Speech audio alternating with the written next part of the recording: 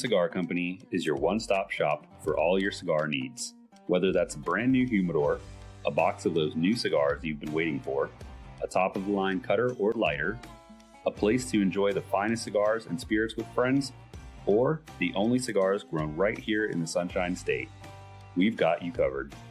Come visit one of our retail locations for the ultimate cigar experience. Visit us online at coronacigar.com.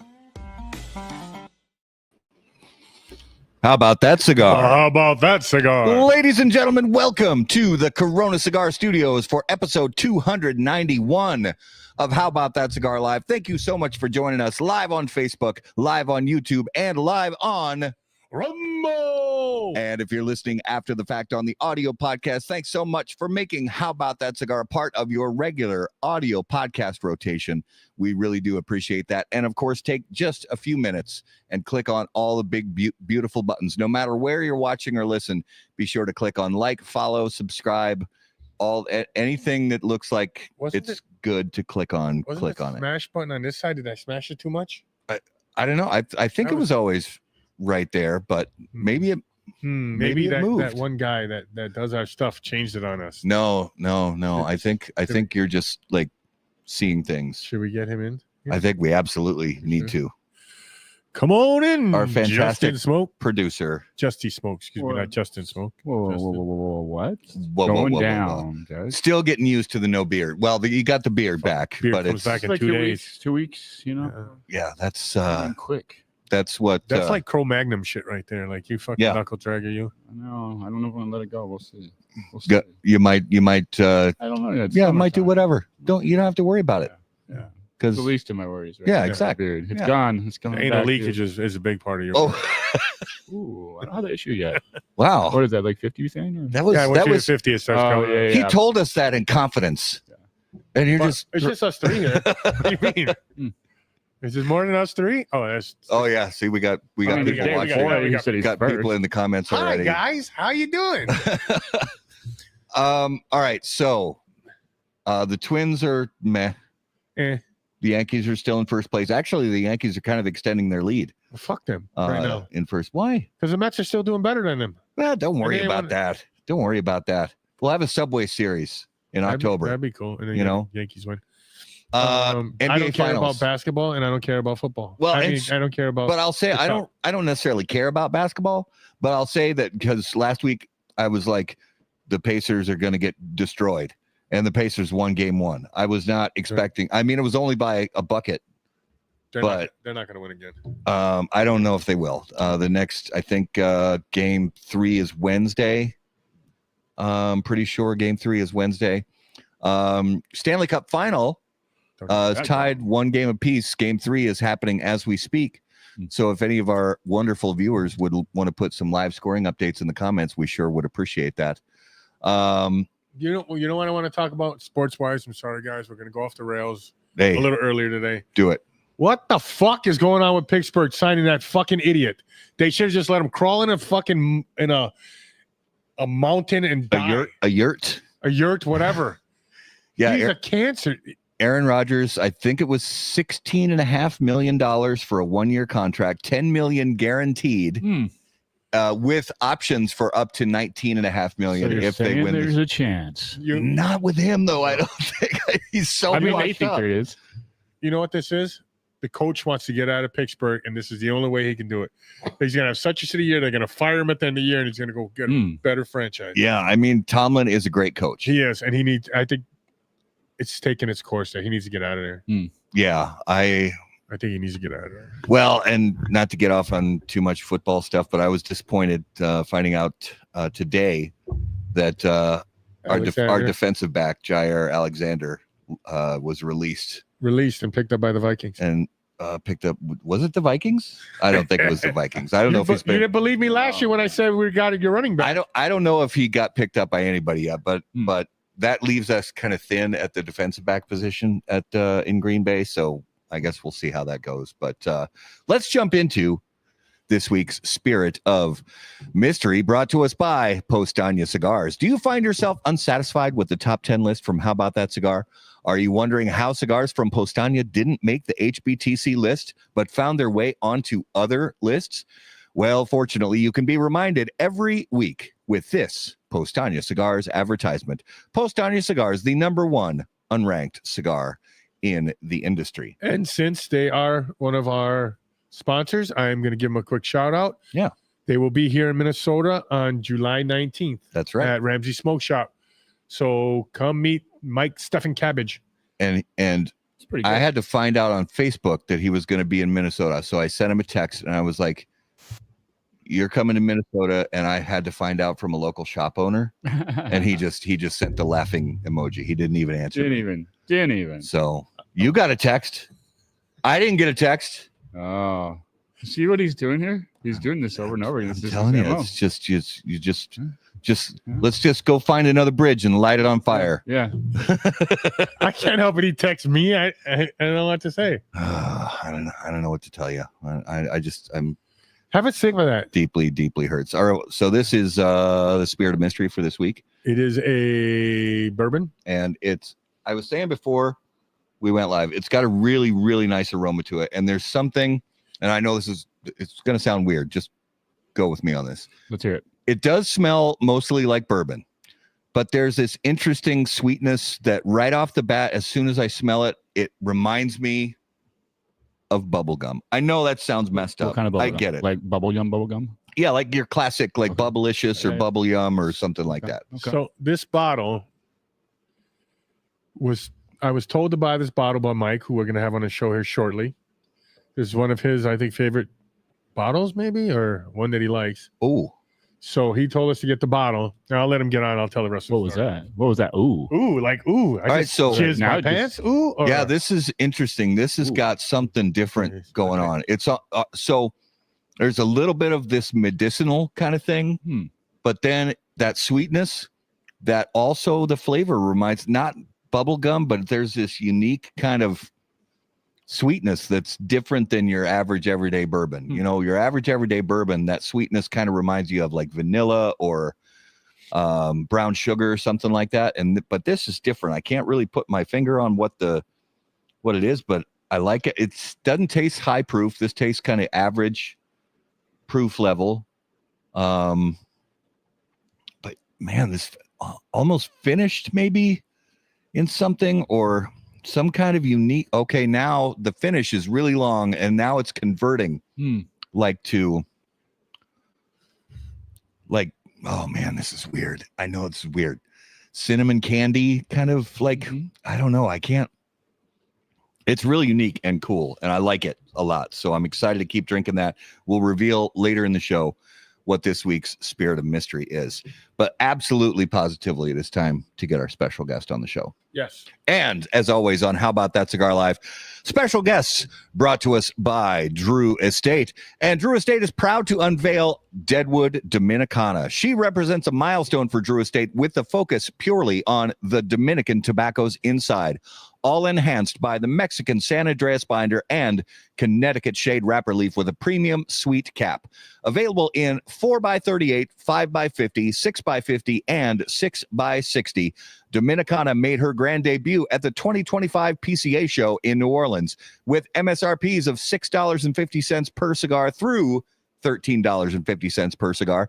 For more information, please visit drewestate.com. All right, ladies and gentlemen, if you would please put your hands together and help us welcome to episode 291 of How About That Cigar Live from the shop, Mr. Mike Simmons. Into the show, brother. What's up? What's up? How are you guys? Hold on. Do you smell that? You smell that? You smell that? Oh, here we smell go. The jokes are already starting. Right out of the gate. Wow. Doesn't even hold Hey, it back hey, at all. hey, Raul, you got a bowl of chili somewhere or somewhere around there? It's cooking in the kitchen right now. You know we Of always course. cook. As soon as we found out he was a retired law enforcement and I was a fireman, it was boom right away. Bam, bam, bam. The other guys were looking at us like, you guys know each other? Nope. It's just no fraternity of brothers shit. like that. You know. Uh-huh. So, can you tell us a little more without giving the name away about this beverage she's having? Before we get into your whole story, real quick. Yeah. So it's a company, I believe, out in Tennessee, or is it Tennessee? In Indiana. And It's finished. What I believe it's finished in honey. Am I correct? Okay. And Finished it's in honey barrel. It's a finished in honey barrel. It's a new company that kind of came out. I would say probably 5 years ago. They're really making a name for themselves now. I don't know what else I could say to not give it away. Okay. That's it. That's enough. That's enough. Okay. Yeah. Well, So that sweetness, Sit on that that a little sweetness is the honey you get. yeah. And it was also, if I remember correctly, aged in Amarana, right? Yeah. Okay. That's the cinnamon. Amaretto? That's There's the cinnamon. And yeah. Amarano, it's that Brazilian wood. Yeah. Well, I'll keep drinking it and we'll reveal it later. But Mike, it's an honor to have you on the show, man, and we cannot wait to hear your story. So let's start out by finding out what you are smoking with us tonight. I am smoking a Macanudo Vintage 2000. It's one of my favorite cigars that I have here. I actually got a box to myself. So yeah, that's one of my go-tos if I'm gonna have a good night. And these two guys, both of them are smoking a cigar out of your humidor. It is The Amami. Boom. Yeah. Yep, that's the Amami cigar. Yep, we just did an event with them on this last Friday. Good dude. Amin Amami is the guy that has that brand. Same one there. Yeah, yeah. Light that up right now. Yeah, I believe We got his tobaccos, I think he comes from El Mago. So good stuff. And I'm smoking a gift you gave me when I was down there. Yeah.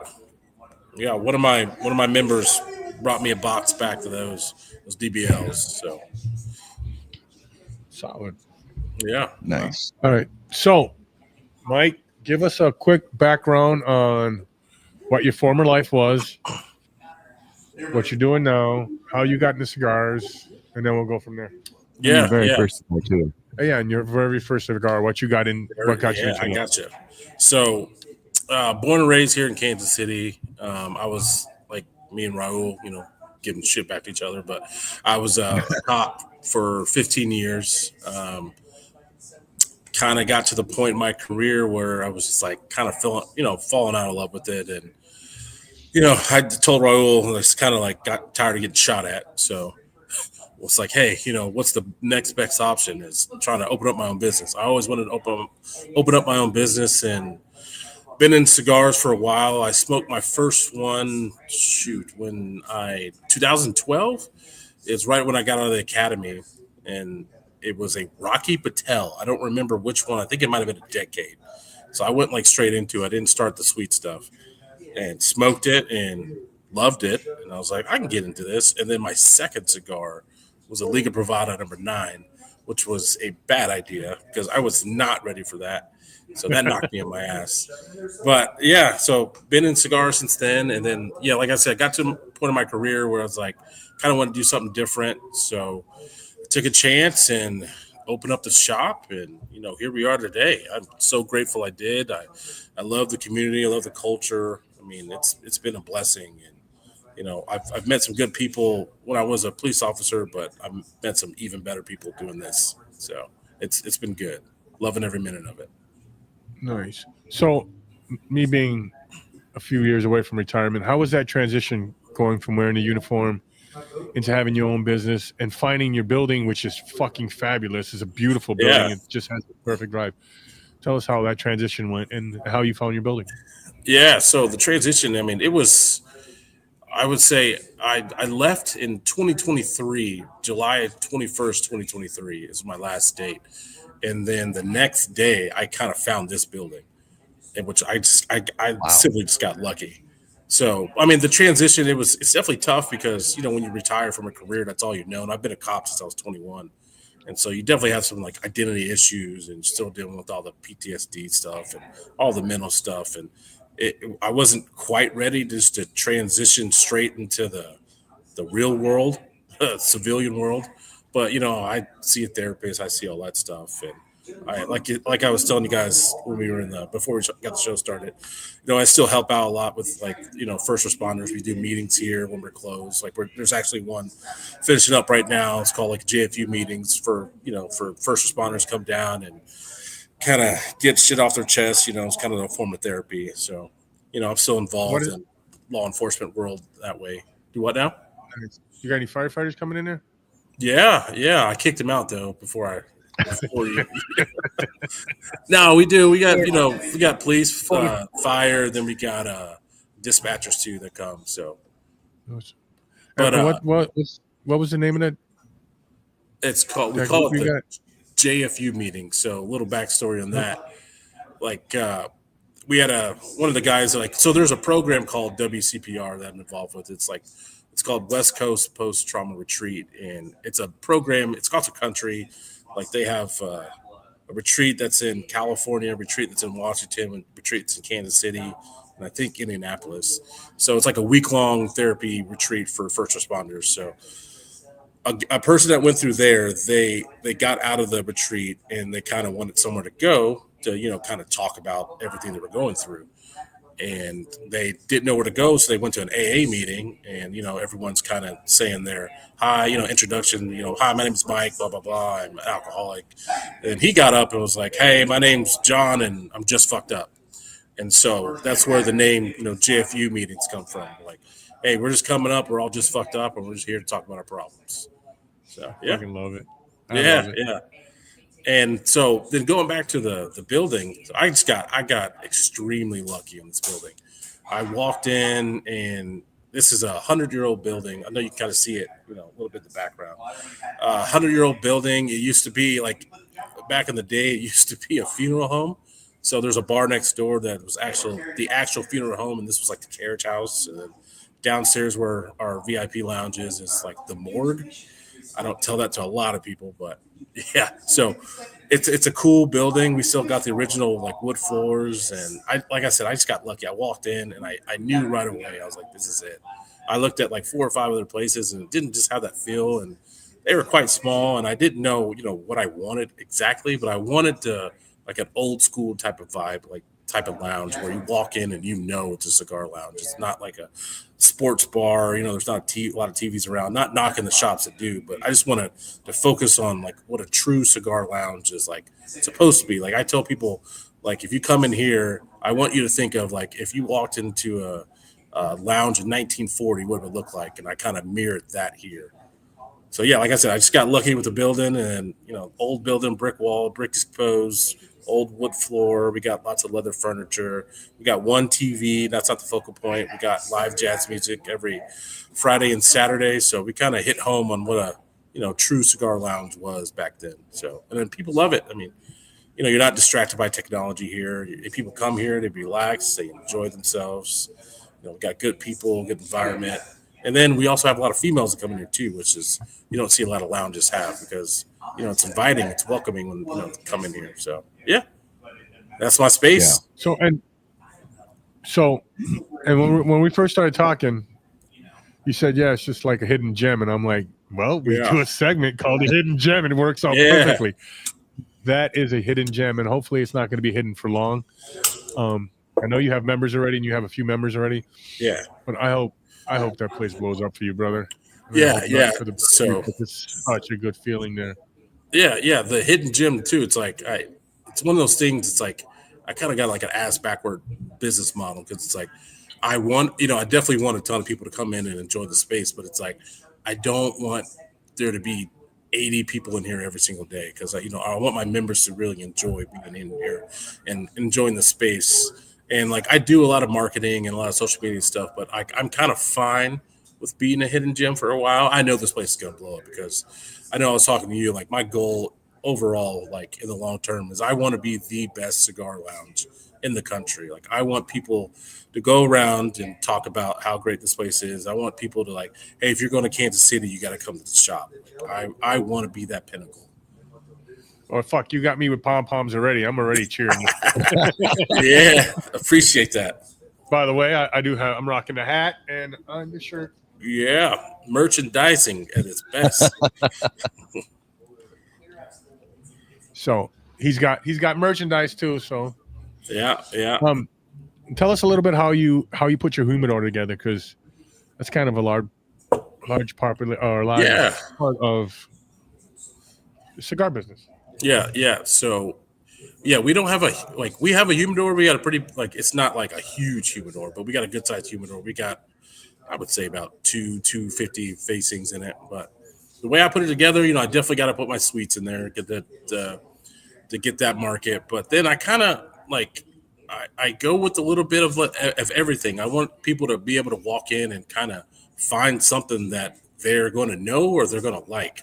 And I kind of just sprinkle in a little bit of everything. Like there's not just like one brand that's taken over my whole humidor, and which causes a lot of conflict with some people, especially reps. When they kind of want, we want 50 some facings. Like, I don't do that here, but I want someone to come in and kind of see a little bit of everything. And then I got a couple boutique brands, and the boutique brands I have a couple of them that are local because I definitely want to. I love supporting local people here, and like the ones you're smoking, the Amami ones, that's a local brand that we have here. So yeah, I just kind of curate it around that, and kind of have a little bit of fan favorites, and I'll have some boxes that my members love that I know will move in case they don't buy them. But I have a little bit of everything. Like one for instance, I'm curious about if you can remember an instance like this, but was there a brand that you ended up stocking in your humidor after hearing a number of your customers ask for it? Oh yeah. So there's been a few. So Okay. Long Live the King, like AJ Caldwell. I like that stuff, but I never want to put stuff in there that I just like. And so I've had a lot of members request a lot of AJ Caldwell, and they what else do I have in there that they like? A lot of the local stuff, like the Amami stuff, is blowing up here. Shout outs to me. Okay. Yeah, so I kind of listen to a couple brands that people like, and I'll throw a couple of them in there just to see if they move, because just because somebody comes in your shop and say you got to have this box, doesn't mean you have to get it. Yeah, pretty sure that you guys know all about that. But if I hear about it enough and I trust it enough and I know I can move it without having to push people on it or just having to rely on just one or two people buying it, I'll put it in the humidor and see. So and then that's another thing about not that huge of a humidor. I can move a lot of facings around. So I try to change it up at least once a month, put at least 15, 20 new brands in there or new facings in there, just to kind of switch it up so people don't get tired of the same old. Yeah. So I want to learn a little bit more about the jazz music that you do on Fridays and Saturday nights. And I'm curious about, because there's a lot of lounges around the country that do have live music from time to time, but styles vary. You're going to see different styles of music and things like that. What made you land on doing live jazz music? Is that your preferred style of music, or does it have something to do with the background in the area where the shop is, or that kind of thing? Or just your vibe? So a little bit of both. It's definitely fits the vibe in here, but I love jazz, and I think that marries well with a cigar and a nice glass of bourbon or wine, especially on a Friday night, Saturday night. Our garage is open. You're hearing jazz and everyone's chilling. It's just kind of fits the vibe in here. And, Kansas City is rich in jazz history down here. So if I was going to do music, I almost had to do jazz, which I was fine with because, I love jazz and everybody loves it here too. Yeah. I'll do a one-off every once in a while. And I'll do someone that sings R&B or, and in a couple of Fridays we have a funk band. They'll play a lot of good music. They normally pack the house. We'll have 300-400 people in here, but yeah, definitely jazz. I do jazz religiously down here, and I'll switch it up, and I like to get a lot of the younger kids in here that in music school, because I'll book a trio and then there'll be 6 of them that comes up and they just have a jam session. I absolutely love it. Oh, that's awesome. And then not too long ago, and I'm gushing over my music because I'm a big jazz fan. Not too long ago, we had a master trumpeter that came and played, and he just kind of came in and sat down, and the kids were like, "Oh my God!" That's his name was David Pastor. He plays with Michael Bublé and stuff like that, and he got up, and it's just amazing to see, because we're starting to become not only are we a cigar lounge, we're starting to become a jazz lounge, and so people are coming in to also listen to jazz too, and I get to introduce them to cigars, so that's one more added to the cigar world, cigar culture. So it's been great. I absolutely love my weekends here. I'm moving in. I hope that's cool. Yeah, come on down. I don't need much. I don't need much space. So when I was there, when we went down there a couple weeks ago, he had a female singer who had a sensuous voice, but she was like a teacher during the week, right? Or kindergarten teacher or something like that. Yeah. Yeah. What was her name? Sarah Williams. Yeah, she's a high school teacher, English teacher. Yeah. I love it. She's good. Yeah, so we do either a jazz trio, like a couple. We'll have a couple jazz singers come in. So it's always a nice vibe. And then it's like I don't have to, a lot of times I don't have to worry about if I'm playing like, different kind of music. I don't have to worry about like jazz music. Like you can't really get rowdy listening to jazz music. So that's another reason why I have jazz music. Like no one's ever like, let's fucking go. When we're in, like Duke Ellington playing. So go ahead. So I was just going to explain to you. So in the front of his building, he's got the entryway. Then he has a garage door. This glass that goes up. So when you open it, and they were playing jazz. People there's bars on each side. Yeah. So they were coming by and looking in. Oh, nice. Talking to him, and I can't. Yeah. Well, and another reason that too. Yeah, another reason that too is because if I don't have the garage open, you can't see in here. So like you can see out, you can't see in.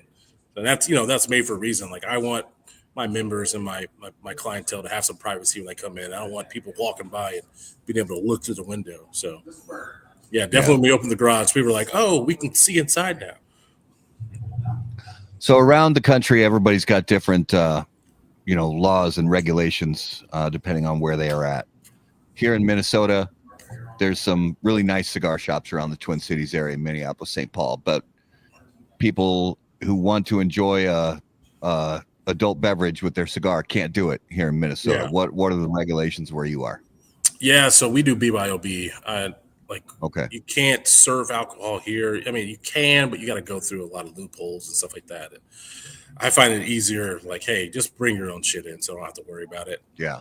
And so it's easier for that. So that's what we have. We have BYOB here. People love it.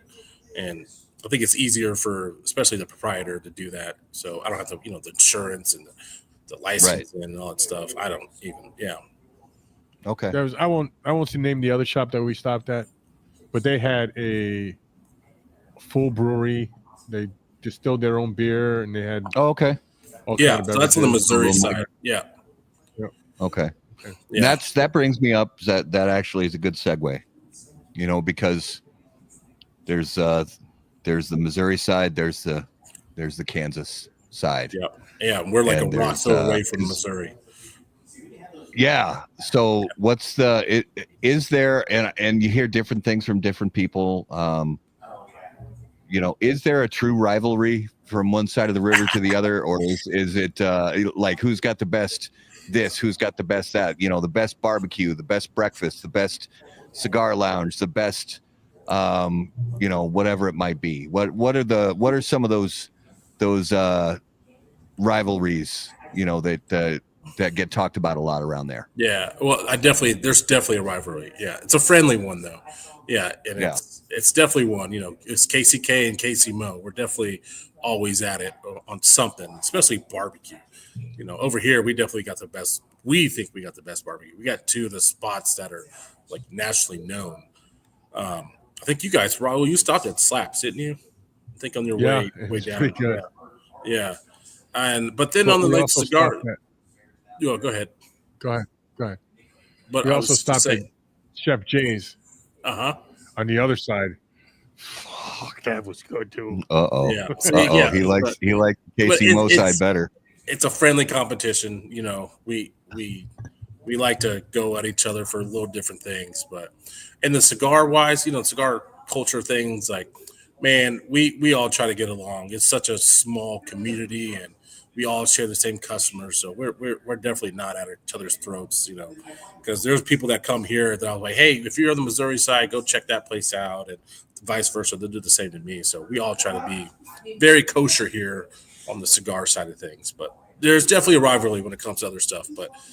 But sports, we all come together though. We all kind of Chiefs, Royals, sometimes Royals. Yeah. Do you get? They have a hockey team too, right? No, they don't. No. Have a hockey No, team. we do, but it's like a minor league kind of deal. The Yeah. Missouri Mavericks, which it's cool to watch. I've been to a couple games. Yeah, we live. This is the hockey state, so we have a lot of hockey up here. So you guys have the with the shop itself, the cigar selection, everything you laid out, the way you put things together in there, from the seating, tables, ventilation, this and that and the other thing. What do you want? Because every shop owner's kind of got their own philosophy with the way that they deal with customers and the way they train their staff to work with customers. Yeah. So when you've got somebody coming into your shop, whether it's you start talking them up, learn whether they're new to cigars or they're an old hat at cigars, that kind of thing. What do you teach your staff to do to kind of turn that cigar shop visit into more of an experience for them? Yeah, so what we do here is we try to treat everybody like they're a member, and we treat everyone like they are, damn near VIP when they come in. And we do the same thing with our members, and we do the same thing with people just coming in. We want people to be feel welcome.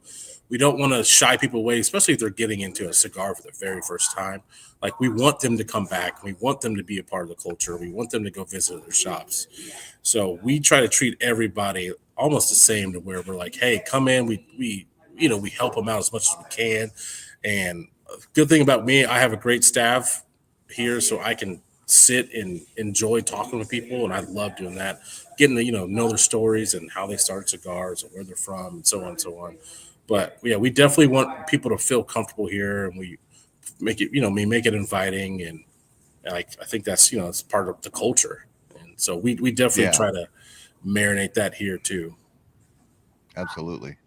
Well, even tell them about how you have your seating. It's not like a regular lounge seating. Explain to him how you have your seating. I thought it was pretty interesting. Yeah, so like I said, nothing against the other lounges, but most lounges you have what I call linear seating. So you have a row of seats that are normally at the same leather chairs that are facing the TVs. And so it's another row, another row, another row. And to me, when I went to those spots, it's if I went with a group of people, it's harder for me to turn and talk, and have a natural conversation like that. So what I did here is I don't have that kind of seating. I call them just conversation circles. So our seating it's almost like they're either a circle or a U, so where you don't have you're not uncomfortable talking to each other, and you're kind of forced to talk to each other. You're forced to have a conversation. You're forced to relax. You're forced to get out of that comfort zone and just, not worry about what's going on around you, not worry about the one single TV we have. Damn near, I don't even know why we have it sometimes, because no one even pays attention to it. But, on our back walls, we have our two-seaters. To be honest, now I'm thinking I think we have two single seats here. It's I kind of want you to sit down and talk with somebody. And I mean, we have our spots where you can be left alone, but we have a lot of conversation pods here. And then we have a lot of date night, spots where there's two-seaters. So we kind of set it up to where you're comfortable talking with somebody, and you're kind of facing them to have a conversation. You're not facing, they're not to the left of you or the right of you, where you have to keep turning your head to talk to them. So that definitely, I mean, it's worked for us because, we see a lot of good conversations going on. People, love the way we set it up here. So, yeah, I think it's different, and I'm surprised. I mean, there's some shops that definitely do it. There's a lot of shops around here that do it. So I'm definitely not the first, but I'm surprised more shops aren't doing that, because more, a lot of shops just, your mom and pops that row, 5 TVs, and let's watch whatever sports game is on. So, even his regulars engage with you when you're sitting there. I don't know how many people came by and said, talk to us. Hey, where are you guys from? And and they sat down and had a drink with us. And, and I think that's one of the special things about this place is that my members and my clientele that shows up a lot, they make this place for me, because it's not just me, it's the people that come in here. That's why I'm so I'm getting to a point where I'm kind of getting picky about my members that that come in, because like I need you to to get along with everybody, because and it's not just me that's selling this place, it's them. And that's one of my biggest marketing tools is my members and my people that come in every day. Like, you got to check this place out, or so on. And if a new person comes in, like, they make them feel welcome, they make them feel loved, they'll sit and talk with them, and if you drink, they'll probably get you drunk. So I mean, it's always a good time. It's always a good time here. Nice. So now that you've been in this for a couple of years, a few years doing this, we all, anytime any of us get into a new thing in our lives, whether it's starting a new business or a new hobby or a new thing that we start working on, or when we become, when we get married, or when we start having kids and all that, we learn the most, I'd say, in the first couple of years, the first few years.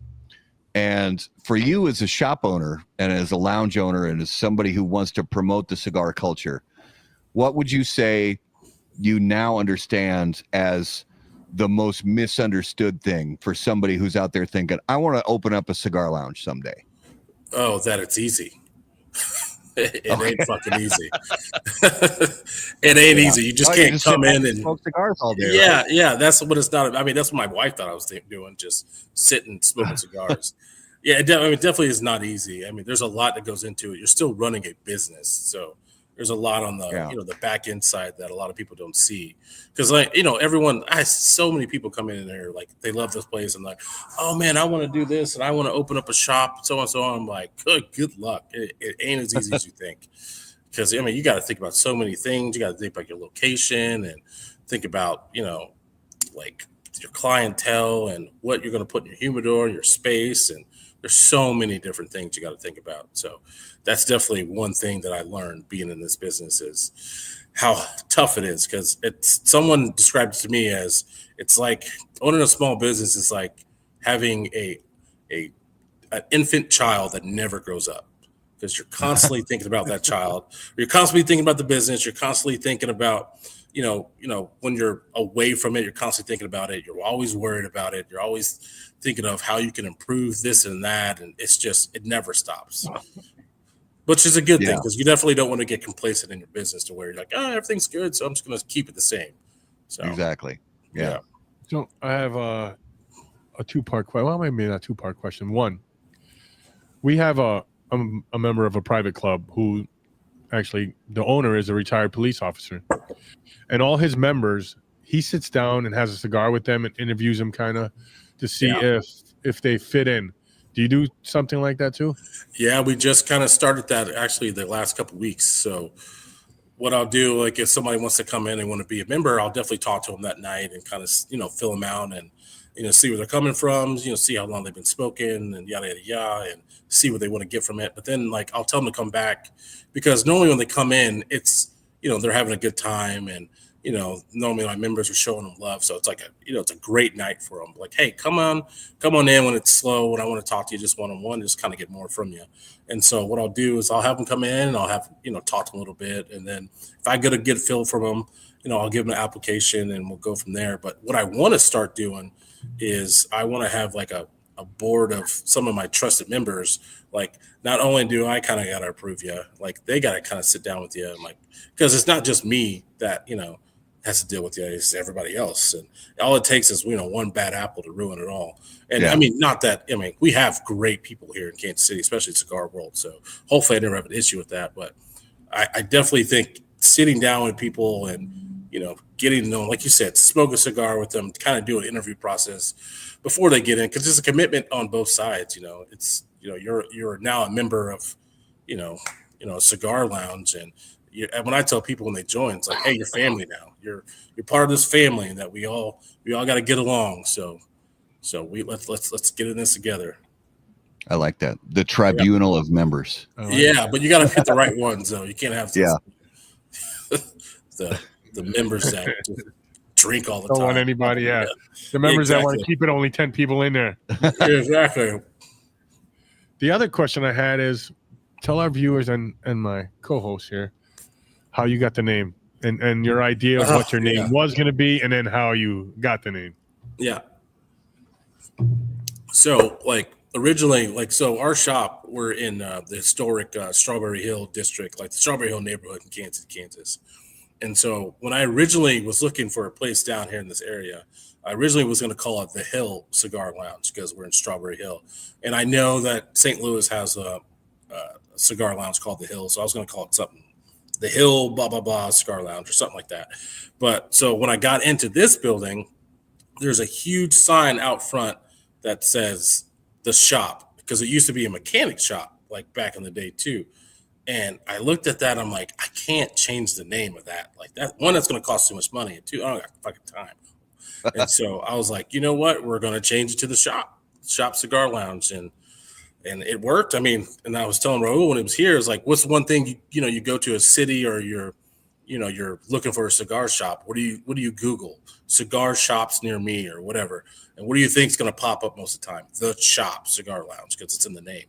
So definitely worked in our favor to have that name.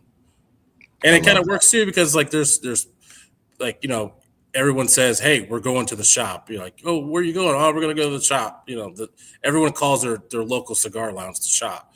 And so I kind of played off that. It worked. We had a member actually that was telling his wife for months, like he would get off work. He'd be like, hey, I'm going to go down the shop and have a cigar and, I'll be home. And she was like, all right, cool.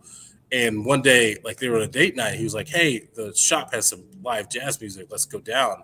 And she was just like, why are you taking me to work? This whole time she thought that he meaning like the shop. He was just going back to his work and smoking a cigar. And so, yeah, so our members can play off that too. Like, oh, I'm just going to work, just going to the shop. Nice. Yeah. So for you every day, as a cigar smoker, for your own personal smoking enjoyment, what do you gravitate towards as far as styles of blends, from mild, medium to strong, and that kind of thing?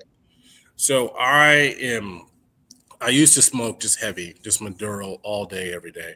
But being here, like I smoke maybe 2 or 3 a day. I can't smoke Maduro, cigar 3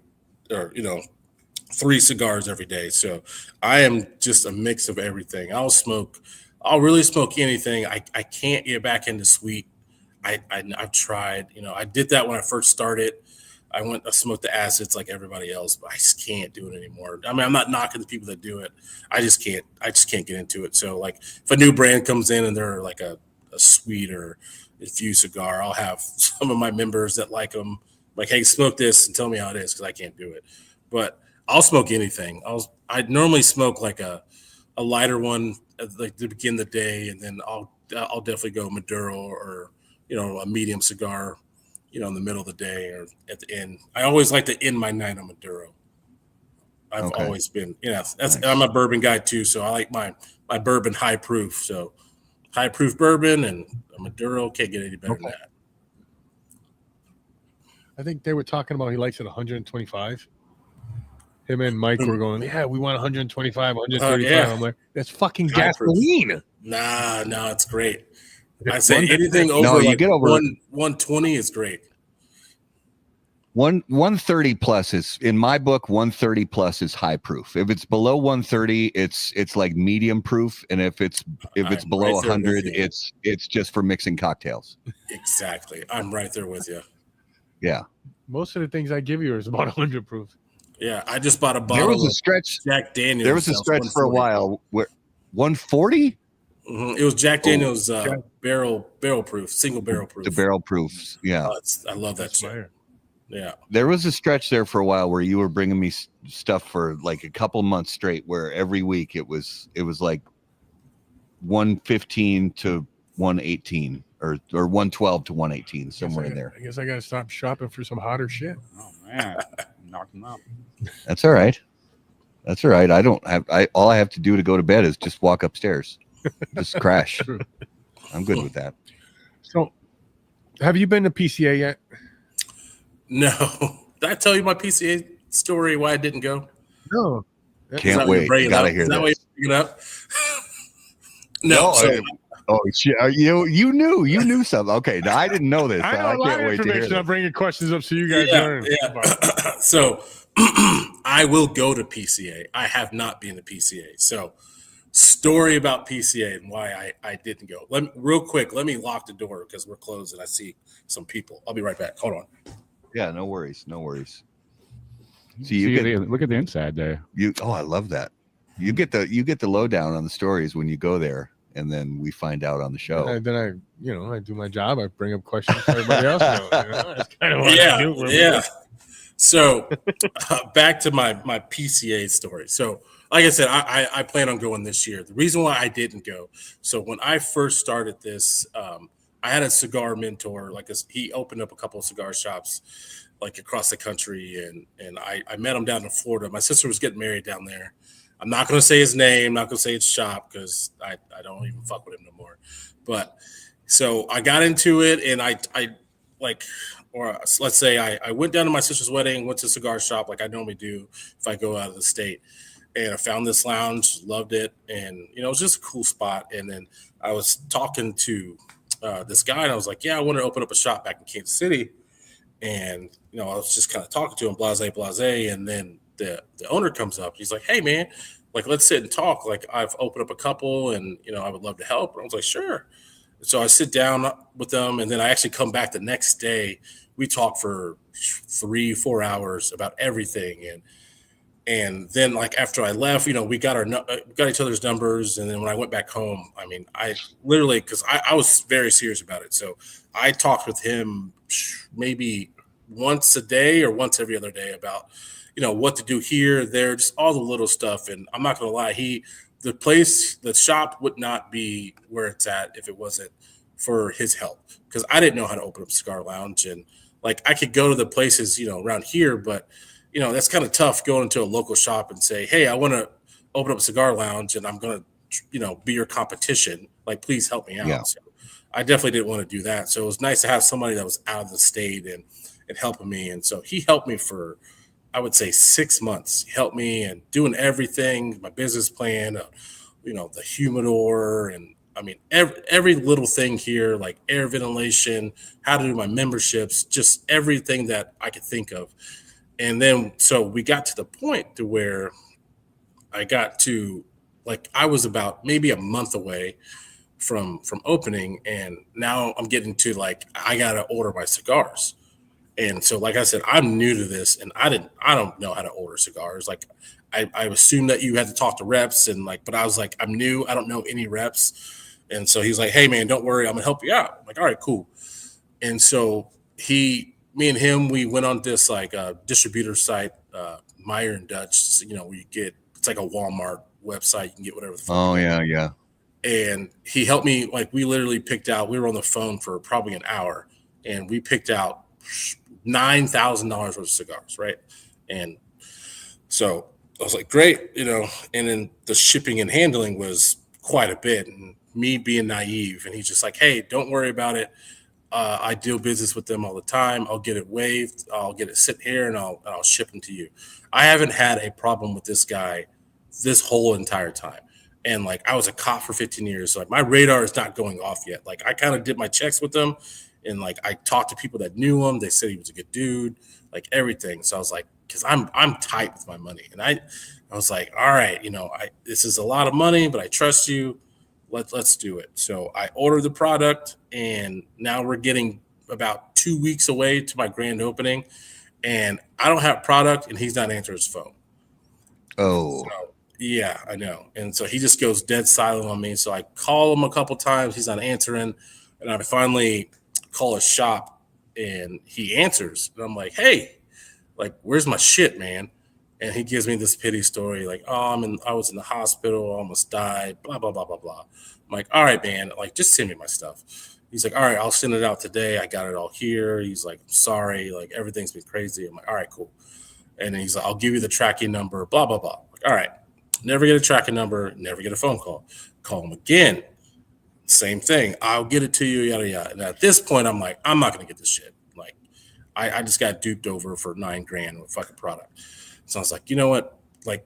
Talked to an attorney and did all this stuff. They're like, it's going to cost you more to try to get it back because, you know, he's in Florida, I'm here, and yada, yada, yada. And I'm just like, you know what? I ate my $9,000 that I lost, and I was like, you know what? Fuck it. And that was like one of my truly, like, really the only bad experience I've had in the cigar culture, to knock on wood. But it kind of definitely took a blow because, like I said, it was like 2 weeks before I opened, so I had to reorder everything. I'm already $9,000 in the hole before I even opened the door, and so I like, kudos to the people that are around here. There's a lot of cigar lounges that like distribute, so I can buy from them. So they help me out a lot. And so fast forward to PCA. So, you know, I got invited to PCA a couple of times, and I'm like, I can't go because if I see him there, I'm going to go to jail. Like, I know how I am, and I'm going to go to jail because it's not going to be like, I'm not going to get to the point where I'm like, hey, where's my money anymore? Like, we're past that. Like, way past that. I'm going to get $9,000 worth of what I need to get.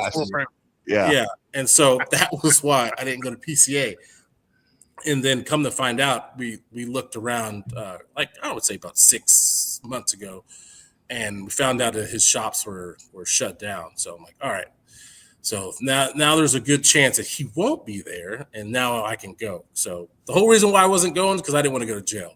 So let's hope he's not there if I go, because then you'll see on the news like, hey, Kansas City man gets arrested for beating the shit out of somebody. So you know we can get a 5th degree assault without any problems, right? All right. Shit. I can keep my job for 5th degree. You're gonna be my attorney when I go down there. So David Floyd put up what David Floyd put up. Can you read that? Oh, I can see it. Yeah. So that's another thing. My wife actually wanted to go down there, and she was like, let's go and we'll just drive down there and we'll get a truck or whatever, and we'll just get our stuff. And I said, like, there is no way that I'm going to walk in there and just be like, give me my stuff. Like, I'm going to hurt this person. Like, I don't want to get arrested in Florida. Like, I've already heard, the Florida man stories. Like, I don't want to be that guy. So I'm like, nah, I'm good. Lesson learned, my dumb ass fault for trusting somebody that I shouldn't have. But, we live and we learn. I mean, it taught me a lot, and it's just one bad experience. It didn't change who I was and how I thought about the cigar culture around here. Because I'm not gonna lie, I've met the best people that, in a cigar shop. And I think most of you probably can say the same. Yeah. So the guest was saying that he knows the guy that used to live there when you bought it. Before. Oh yeah. It was he bought it from the guy who lived there. Oh yeah. Larry used to live here. I haven't met him yet, but I keep hearing stories about him. Like, he used to play his guitar outside and stuff. He was a really cool dude. I would love to meet him. So if you happen to talk to him, tell him to come on down, and his cigar's on me. So where he has his humidor, and the other side is the bathroom, and it has a shower from when Larry lived there. Shower. And up above where he has his music and stuff, sound system, is where he used to sleep. Oh no! Yeah, nice. Yeah. So this whole area, it was like his living room, which is fucking awesome. He was like the ultimate bachelor. So shout outs to Larry. That's awesome. But kudos to him for moving, because I wouldn't have the space if he didn't move out. He also, one of our same guests, wants to know, how do you live down the road from Slaps and you're not 300 pounds? Yeah. So I have to manage that, because I used to eat Slaps like once a week, and it is tough because it's so freaking good. I try to go to the gym every single day and maintain what muscle I still have, but it's definitely hard, because we have not only Slaps, we have here like good barbecue, like we're like the taco capital of the United States. So there's so many taco spots down here. And I'm not lying, like you can't throw a rock without hitting a taco shop. And that's dangerous too. So it's definitely tough. The most dangerous is when you mix barbecue and tacos, and you start making tacos out of the product from the barbecue places. Yeah, Slaps. I don't know what day they do it, but they do like a Taco Tuesday or something. They'll do like burn-in tacos, and it's dangerous, man. It's dangerous. They're so good too. So good. All right, I'll be there tomorrow. No, I can't. But I'll be there real soon. I honestly don't know why we don't take more weekend trips down there, because it's got everything you want. Yeah. Yeah. The bourbon, it's not that far. Was awesome too. Yeah. Because the bourbon market up here, I'm sure Raul told you, but the bourbon market up here in Minneapolis, St. Paul is shit. And so not only is there hardly any selection, what they do have, the prices are about double what you'd pay anywhere else in the country. Yeah. So we drive down there. We got the shop for great cigars. We got great selection of bourbon. We got live jazz at the shop. Yeah, next time you guys are down here, I'll take you to one of the coolest distilleries around here, J. Rieger. Fucking awesome distillery. My wife and I were there last. Yeah, there you go. Two summers ago. So long story short, my wife and I, when we first started kind of getting to know each other, we weren't dating yet, but we were on a college trip together with a group of musicians down to Kansas City. Yeah, in 1994. And that's when her and I started getting to know each other. And so for our anniversary 2 summers ago, I surprised her with a trip to that same area in Kansas City, where we spent some time back, 30 years prior. And unfortunately, all the, cool restaurants that were open back in 94 were closed now, but what are you going to do? Yeah. But we still had an awesome time. Did you ride the slide? No, they had the slide. So the tours because it was summer of 23, and whatever day we ended up there, they didn't have like an official tour, but they still let us walk all around the place. But they had chains up on the slide, so we couldn't go down the slide. Damn. Wow, I should have done it anyways. But I wasn't going to jump over the chain and all that. Well, but they have fantastic spirits, and the craft cocktails they were making were incredible. So yeah, I'd love to tour that place with you. Yeah, because so the guy that owns it, he's a member here. So one of the owners. So it's we do shit together all the time. He's a cool dude.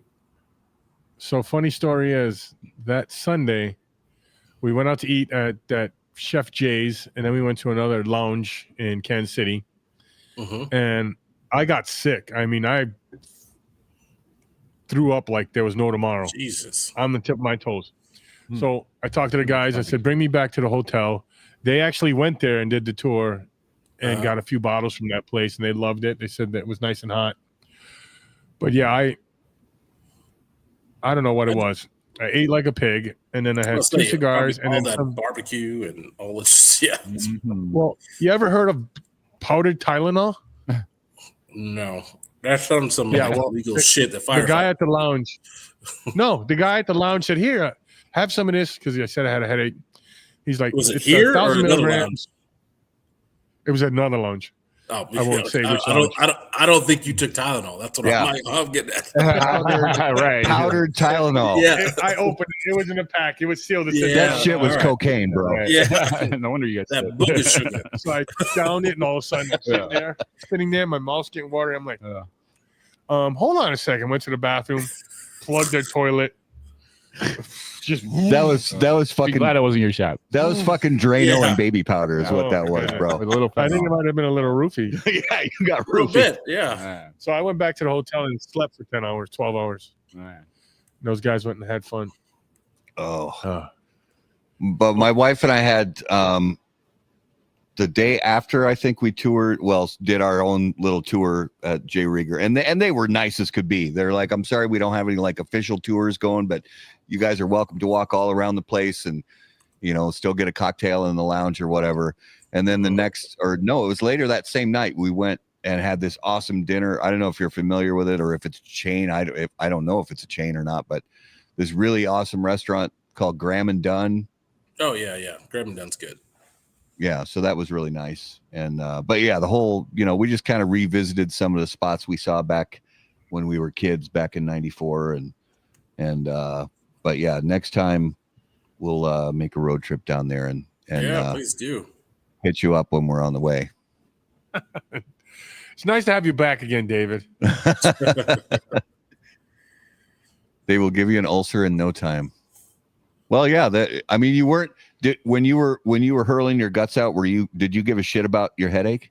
No, I didn't. There you go. See, Yeah. Did you wake up with a funny taste in your mouth and quarter behind your ear? No? You're not. You're not. Still got your kidney? did your ass hurt when you woke up? Did your ass hurt? No. He's not going to admit to that. That's an then you're every fine. night thing at the fire station. I will never admit to that ever. Oh, Is it time? that's a good. Is it time? I think it is time. Yeah, I think so. I think All it's right, time. it is now time for this week's Numero de los Muertos. All right, Mike, this is the weirdest segment in the history of cigar podcasts. But it's a do fan it. favorite. Absolute fan favorite. So basically, I'm going to give a number, and you, along with Justy and Raul and our guests, our viewers on Facebook and YouTube, are going to have to play 20 questions and try to decipher what it is that caused this number of people to die. Okay. Yeah, it's weird. It's messed up. Okay. And I got to give a shout out because this week's the subject of this week's Numero de los Muertos was provided by a great friend of the show and a great friend of Minnesota Cigar Group's Minnesota Herf Connection and Cigar Smokers Minnesota. Phil Asau provided this week's Numero de los Muertos. So Phil, shout out to you, brother. Thank you for this. Now, and when Phil first provided it to me, I did a little more Google searching. The number he first provided was 2, but I think I found another one. So I'm going to say this week's number is 3. Whoa. And this is in history. 3 people have been confirmed to have died from this. Okay. Boom. Is it self-inflicted? Self-inflicted, Powdered. yes, Tylenol. but unintentionally. Unintentionally self-inflicted, so it wasn't somebody else doing something to somebody else. Correct. Powdered Is it a- Tylenol. No, Tylenol. it was not We powdered should do that. Tylenol. We should do that. I bet you put a bunch of bloody All right. noses on it. Is it a fetish? Ooh. Is not a fetish. What about getting kicked in the scrotum? Oh, not That's that is see, definitely that's a fetish, Yeah. and it is not getting kicked in his throat. Okay. All right. I got to turn my detective hat on. I mean, I got to say this, Mike. Technically, can't anything be a fetish? True. Very true. But you know what I mean. Yeah, no, Yeah. I know. Yeah, Right. if this is a fetish, it's probably one of the rarest fetishes in the world. Anal beads? Is it It is not anal beads. is it What some about you? sort of insect or animal? No, it's not related to animals or insects. Nuru gel. It is not Nuru gel. Okay. Is it a medication? Ooh. Not a medication. Okay. Is this accidental death? Yes, Is it so it's not is it a work job? Workplace? not a workplace accident. No, Is it outdoors? it doesn't say, but I'd venture to say it's probably outdoors. Okay. On land or water? Land. I'll say it again. It doesn't say, but Would it's safe Would to it say these happen are. here or in another country? It doesn't specify, but this just has America written all over it. Okay. So that makes sense. That dumb, huh? Yeah. Is it people on social media trying to make a name for themselves and they die? I don't know if any of these were ever like broadcast on social media or not, so I'd say So no. is social media too old for this then? Maybe not. I don't know. Is it like going for like a Guinness World Was it the Record or first time- something? Say again. Would it be like something like going for like a world record or something? Like eating like No, I don't think 400 pickles or something stupid. No, it's not related to food or eating. Not food. Okay. eating. I was gonna say first time a cop cooked a meal. Pokemon. Oh, here we go. Pokemon Go cliff death. So you're walking off that cliff. No, Pokemon? not Pokemon Go. Drowning in a swamp buggy after saying, "Here, hold my beer." Not related have to to- water. Does it have to do with technology? No technology. It's not, Jesus it's not Christ. professional wrestling. Have you done it? The Before? dreaded quicksand. Not quicksand. Have you done it before? I have not. Is this something that Is it people is do? it a normal thing that people do? It's I'd say once you discover what it is, then you'll say, yeah, that's something that I've heard about before. It's not. I'd say it's not a super common thing that people engage in, but you'll say to yourself, yeah, I've heard of that before. Is it WPS type of stuff? Not, I didn't, it's David Floyd. It is not cunnilingus. WPS. Oh, here we go. New lingo. White people shit. Oh, no, you could just say why. I would say this may safely fall into the category of white people shit. Okay. Not a chupacabra. Not chupacabra. Okay. I was going to say alcohol suppositories. No, we did that ages ago. Oh, okay. Well, I don't know. I'm tapped out. I'm gonna keep thinking. Give us a hint. I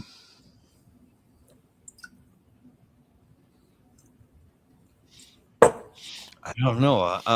Bigfoot attacks. Not Bigfoot Google. attacks. I'd say Is it a quick death?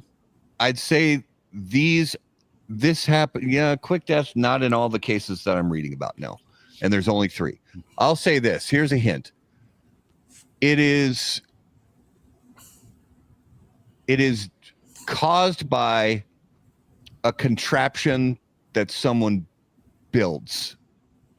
Caused by. Is it So, fucking automatic penis jerker? oh man.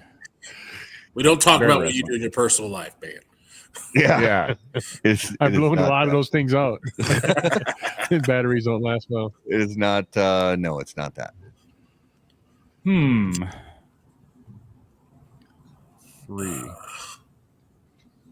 Is it? So they build some sex dolls. Not sex dolls. No, it's a contraption that people build. A catapult. Not a catapult. Is a contraption still around like right now, or is this like old school stuff? No, I'd say people still do it today. Mechanical bull. Not a mechanical bull. Are we on the right track though? No, it's No. really this contraption that people build.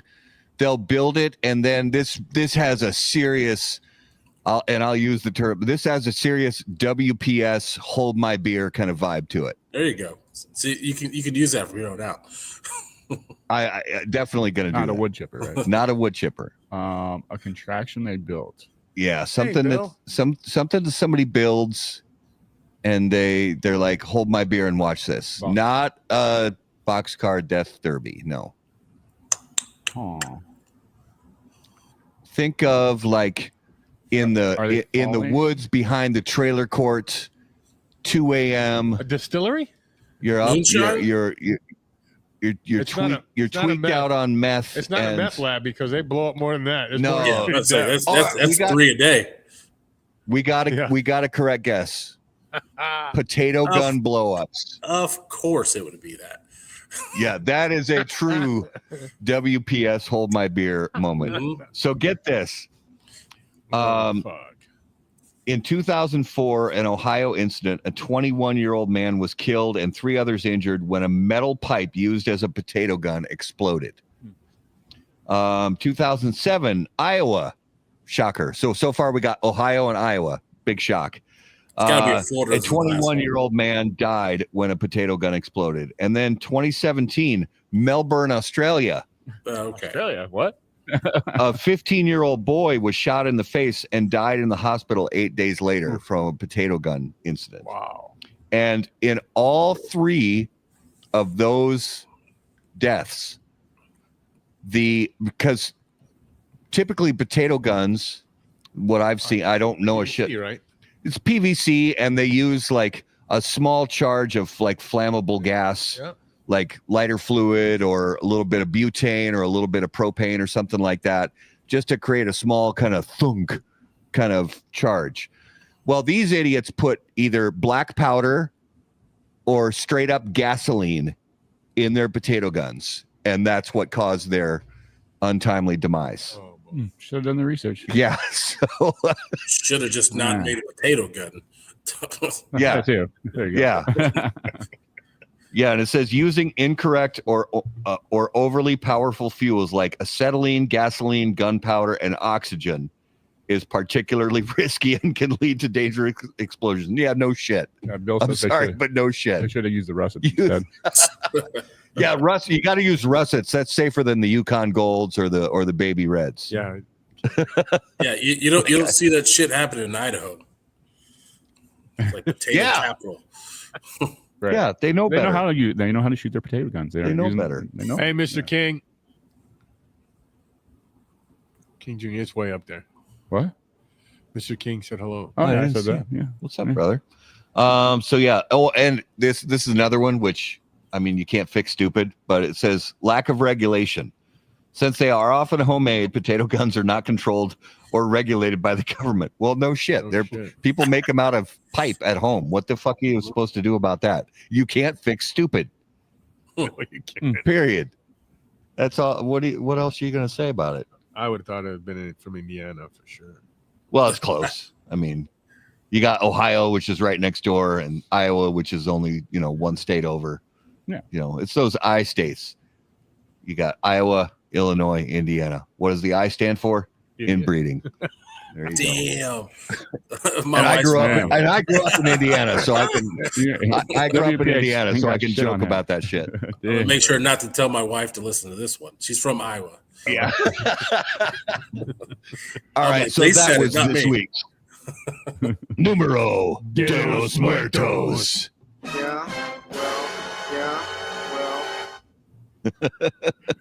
I've hit the wrong button too many times to count on that stupid machine.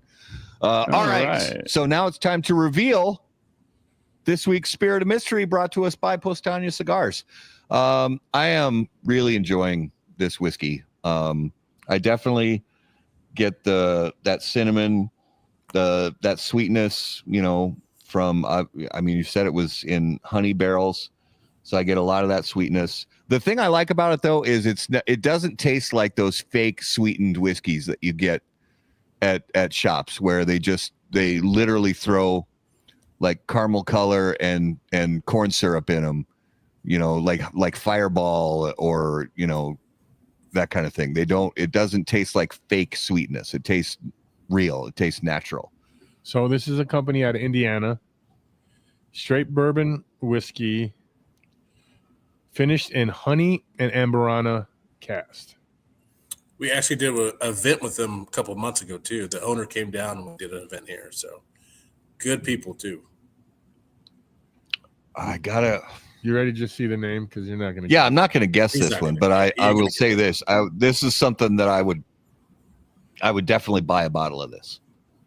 You might be able to taste Definitely. a little bit on Saturday, Okay. maybe. All right. So, what do we got? That is, I can't Red read Line. it that way. Oh, Red Line Whiskey Company, Elements the Hive Edition, Yeah. distilled Good- in good Indiana, straight bourbon whiskey, finished in honey and amberana casks, 55.5, 111 proof. Interesting. It doesn't taste. This tastes. I was gonna say this was like 90. No, I was gonna say like somewhere between 100 and 100 and 105. So the sweetness really kind of, keeps it mellow. It doesn't taste like 111. So that's a really nice. And honestly, for people who say they don't like drinking whiskey neat, I think a lot of people who say that would like to drink this neat. Mm-hmm. Yeah, I couldn't imagine mixing that with anything. Yeah, it's good on its own. Yeah. The only way to drink a bourbon is neat. That's good stuff. Yeah, thank you for that pour. That's a nice one. All right. So hold on. Oh yeah.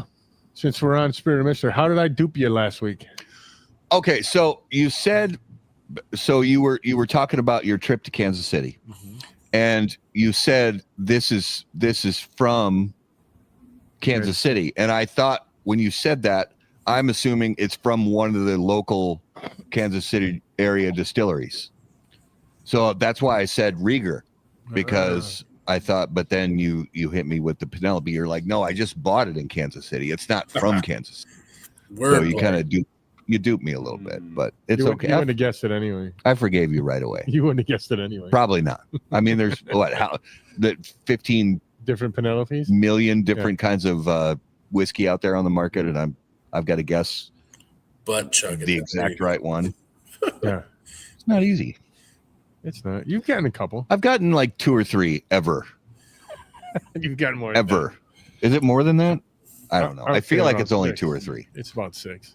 All right, let's jump into the lightning round brought to us by J.C. Newman Cigar Company, America's oldest family-owned premium cigar maker, creators of the popular Brick House, Perla Del Mar, Diamond Crown, and The American. J.C. Newman Cigar Company operates out of their 114-year-old El Reloj Cigar Factory in historic Cigar City, Tampa, Florida. For more information on their cigars or visitor experience, please visit jcnewman.com. All right, Mike, these are the important, well, not really, but they're the fun questions. Non-cigar related. If you were about to get into a fight, what would your soundtrack music be? Bitch better have my money. What is it? Yeah, that's a good one. There you go. Now, what's that one movie, Dirty Work? Like Rolling Stones, Fighting Man, G7. Yeah. I don't know. I would, bitch better have my money. That's a good one. I would do. That's good. Ooh, that's a good one. Just because I guess I don't even know what generation I am, but like Little John, because that I remember back in the day when I used to listen to that before football games. It always get me hype. Nice. Yeah. Turn up for what? I like that. All right. So, what is the most overrated and underrated fast food franchise out there?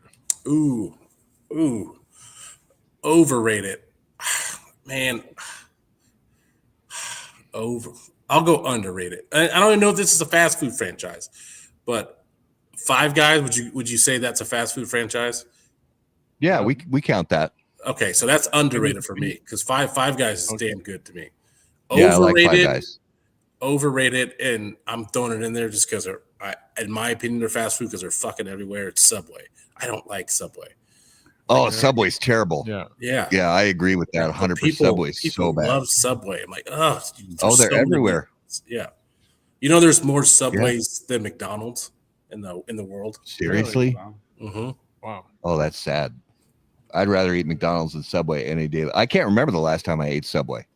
I mean, honestly, I don't. I feel like it's been 10 years. Yeah, it's terrible. And especially when you got Jersey Mike's. Yes. All right, Mike, you ready? Yep. This is the most important question of the night. I know it is. All right. The zombies are coming. You get 3 people to be part of your zombie apocalypse survival squad from the cigar industry. Who do you pick? For the cigar industry? Oh, shit. Yeah. Oh, man. By the way, if the zombie apocalypse happened, that's like a cop's dream, by the way. So you can use your whole arsenal on just fucking people and not get in trouble for it. I can say that now. Allegedly.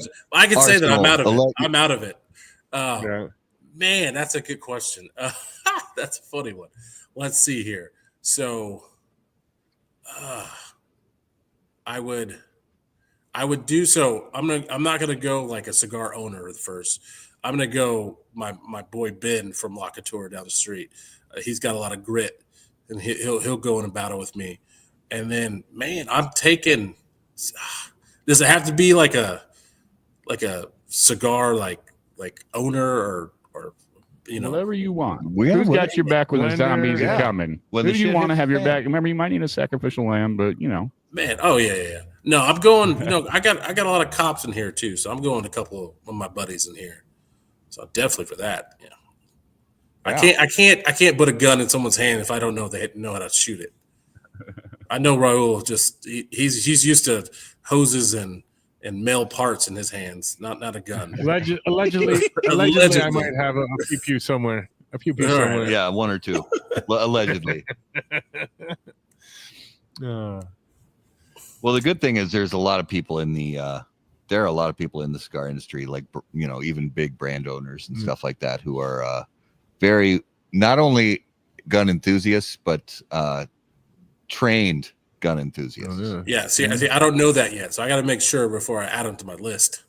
yeah. There's some good ones out there we can definitely introduce you A to. lot of ex-military guys too, Yeah. Oh yeah. and law enforcement too. There's a few. Yeah. Mm-hmm. All right, let's jump into this week's notable smokable. So, Mike, every week we all name a cigar that we smoked recently that was notable to us. Now, this could be a cigar that's been on the market for decades, but we just smoked it for the first time in a really long time. Or it could be a cigar that's brand new to the market that we smoked for the first time ever. What is something you smoked recently that really stood out to you? So I just smoked a cigar today, and it's Bentley cigars. I don't know if you guys heard of it. Yeah. We had John Carney on the show. And Did you? to him Oh, about it. yeah. So I liked it a lot, and so it's one of those companies where I'll most likely bring in here. I saw it out. People like the reps been kind of talking to me about it, and I'm like, let me try it for myself. And then I finally found it out in the wild today. Because what I do in my off days, I always like to go on, to different cigar shops and kind of support. And so found it today and smoked it while I was cutting the grass. I was like, this is a fucking good cigar. So, yeah, Nice. I definitely would say Bentley cigars.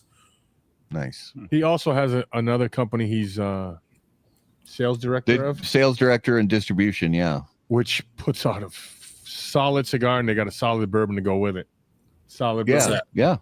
Hooten and Young. Hooten Young, yeah. Oh, yeah? And it Yeah. was Hooten from Black Hawk Down. Yep. Uh-huh. Remember seeing Black Hawk Oh, Down? yeah. Hoot? Yeah, That's his company. No shit. I'll try it out. that's good You know, stuff. another cigar I've really been into is Toscano. Oh, yeah, the Italian, yeah. Yeah. I could, because that's almost my daily smoke now. Like They love got that it. fire cured, like almost something like about a it. pipe tobacco in it. Yeah, something about it. I really like it. I know it ain't for everybody, but I really like those cigars. Yeah. Mike, the guest wants to know if you've had the Byron Oh, yeah. I've had both of those. I have the Byrons here in the humidor. I got a member that loves those Byrons and Atabase, but yeah, they're good sticks. Pricey. Oh, yeah. They're good. Mm-hmm. Yeah, good stuff. Justy, what's your notable this week? I think it was at Stogie's on Grand last week, I think, and I had a Tatuaje pork tenderloin from this year. Oh, First time I had how was this year's batch? What did you think? I like it. I like it a lot. The Connecticut broccoli hits. What you got? The same thing? You did. Yeah. Oh, look at that. Look at that. Mine's the same thing, the new pork tenderloin. Mhm. It's Nice. solid. And it's a little more scarce than it was before. Okay. I got a 5-pack from our buddy Omar. That was it. Okay. This is from I'll have to see if Tatuaje. anybody's got any left. They have some I still Yeah, agree. Tatuaje. Stogie's had Yeah, somewhere. Tatuaje. Okay. Incredible stuff. Mm-hmm. I had a some- Christoph TAA exclusive today too. That was really Okay. good. Is Oh, it yeah. the Connie? The Christoph TAA is good. Is it the Connie? Yeah. In Connecticut? No. It was definitely a full body. I think Connecticut broadleaf. I think it was. That's a it was good cigar. Yeah. Mine was the Adventura Blue-Eyed Jack's Revenge. I haven't smoked Yeah. one yet. That's a good I bought 2 of them from Omar when he got restocked on them, and I waited to smoke either one of them for months ago. I bought those from him. Oh, no. So that's not the new one that's coming out. No, the it's not original one. it's the Okay. original Yep. one. Yeah, so he got restocked back in like February or something. Yeah. And I bought 2 of the sticks from him back then, and literally it was just this past week I was like, I'm gonna finally smoke one of these. It's a good cigar. Yeah. It's really They got some good is it- stuff. yeah. And I haven't smoked anything. I mean, it's don't not my like, favorite Adventura, but it's still a really good I cigar. bet I can guess what your favorite one is. Well, yeah, the Chancellor. I mean, Chancellor, last year's Chancellor. yeah, so good. So, but yeah, that Blue-Eyed Jack's Revenge, and I'm excited to try that new one, Yeah, the new one. that special new one that's coming out. So that's gonna be a good stick. Mhm. So that was this week's notable smokables. Now let's talk about some cool stuff we have coming up in the next few weeks on How About That Cigar Live. Next Monday night on June 16th, we have Brian from Cavalier Cigars coming on to the show. And next, the week after that, June 23rd, Eric Bay from Black Star Line making his, I believe, third appearance on Eric- How About That Cigar Live. Eric happens to be an ex-hose toter too. Yeah, also ex-Chicago Chicago. firefighter. Yeah. Oh, pray for him. Pray for him. And then closing out the month of June on June 30th, we have Zach from HDA Cigars coming back on How About That Cigar Live. They got a fun new release coming out to talk about. So, Mike, if you would please give our viewers and listeners an idea, where is the best place for them to keep up with everything going on at the shop? Yeah, so they can follow us on social media. We're the Shop Cigar Lounge KCK on Instagram, and then on Facebook, we're just the Shop Cigar Lounge. I also have a TikTok, the Shop Cigar Lounge. We do a lot of content, a lot of funny ass videos. You know, I kind of like why not have fun with my marketing? So if you go on there, you'll see some fun videos that we do. But yeah, we do live jazz every weekend, Friday, Saturday. You can find us here at KCK at 407 North 6th Street down in KCK in the historic Strawberry Hill District. The Shop Cigar Lounge. Yes. Fantastic. And Mike, just real quick, do you have to be a member there to purchase cigars? This is a question. No, you do not have to be a member. So we are like most lounges, so where anybody can come in, you just got to buy a stick. So if you don't buy a stick, you bring your own stuff. You just pay like a $10 lounge fee and that's it. But if you buy some sticks, we waive the lounge fee and you're good. Like we are a membership lounge, but you do not have to be a member to come in. I know we get a lot of confusion of that because people think they see the space that it's just a members only lounge, and we're not. Anybody can come in, anybody can join, anybody can have fun. So come down and see us. Nice. And you guys open to the public Tuesday through Sunday? Tuesday to Sunday. Yep. The only days we're closed is on Monday. I need a day off. That's the only reason why I'm closed. Everybody's like, why are you not open? I'm like, I got to have a day to myself. That's right. That's right. Well, brother, thank you so much for spending your Monday night with us. We appreciate it. And we hope all our viewers and listeners pay some attention to this hidden gem and pay you a visit. Yeah. Hey, I appreciate you guys having me on. This is awesome. And shout out to the guests. Yeah, that was awesome. Thanks for the shout out. Mm-hmm. I was excited that you were able to join us tonight. Yeah. I'm excited about your lounge. Anytime you need a spot or a guest, I'll be happy to come on. Just let me know. Fantastic. Especially on Mondays. I ain't doing shit on Mondays. I'm closed. So. Well, thank you, brother, for giving us your Monday night. Mm-hmm. Yeah.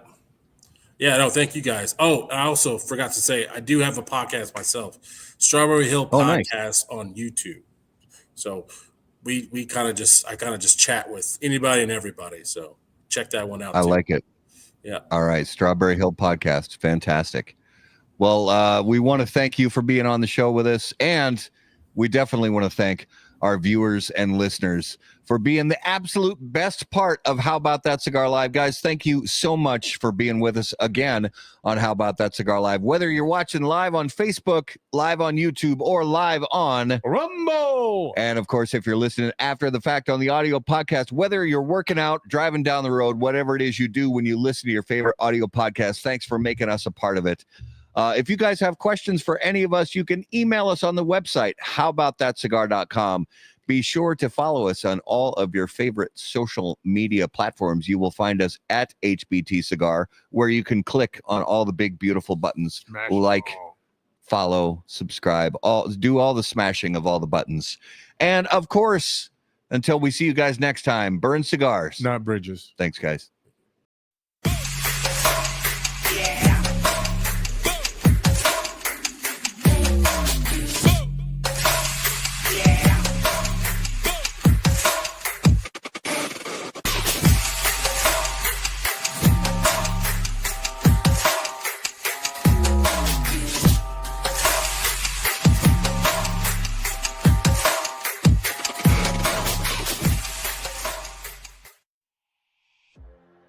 Any comments, opinions, viewpoints, or statements presented or uttered by guests on the HBTC podcast, HBTC live video streams, and all other media from HBT Media LLC are solely those of the individual and do not necessarily represent the opinions or viewpoints of How About That Cigar or its parent company, HBT Media LLC, any of our advertising partners, or the premium cigar industry. The primary purpose of How About That Cigar is to entertain and to encourage activity and growth within the community of people who enjoy or want to learn about the enjoyment of premium cigars.